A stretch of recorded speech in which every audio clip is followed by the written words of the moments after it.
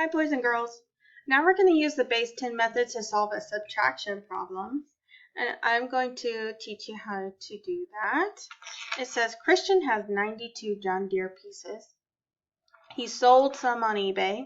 Now he has 43. How many did he sell? I look at this problem and I think to myself, he has 92. That's a total, right? So when I do my strip diagram, the 92 is going to be at the top because he has a total of 92 John Deere pieces. He sold some, so he got rid of them. So I know that he got rid of some, and I don't know how much some is, right? That's what I'm going to be solving for. And now he has 43. So that's a part that I do know. So I know that down here I can have 43. And this part right here is what I'm looking for. How many did he sell? I could say Christian sold blank pieces. And when I find my answer, I can come back and put it here to keep myself organized. When I need to write an equation for this, I have a total. I have one part, but I need to find the other part. I look at these numbers. I need to compare these numbers to find what is left. So that tells me I am subtracting. 92 minus 43 is going to give me my answer. I'm going to do a place value chart. Here I have ones and tens.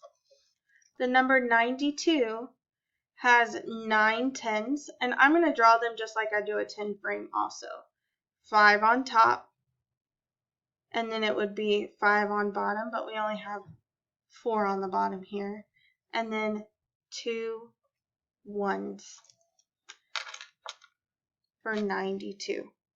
For subtraction, I'm going to cross off the amount of ones and tens that I am subtracting. When I look at this, do I have enough to subtract 3 from 2?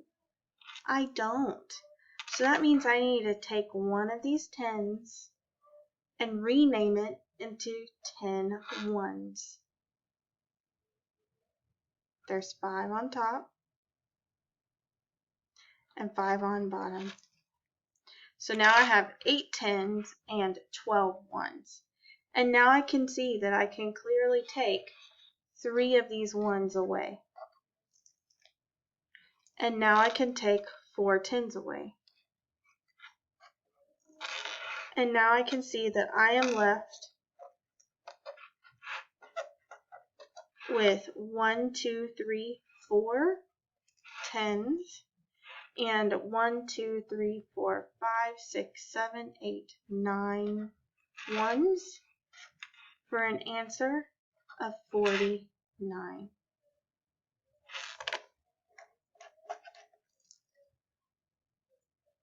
So Christian sold 49 pieces.